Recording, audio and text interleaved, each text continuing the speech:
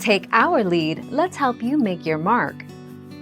Our goal is your satisfaction. Let us show you the way. 8 cream of tartar uses.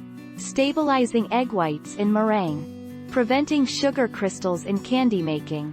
Adding loft to baked goods.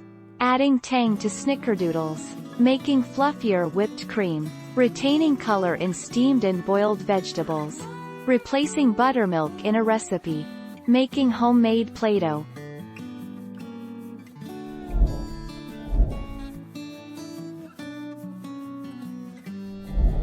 Make your mark, take our lead.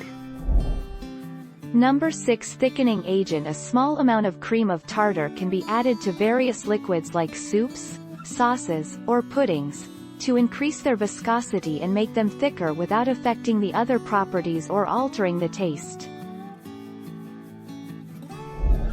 Thank you for watching. Please subscribe and hit the bell notification.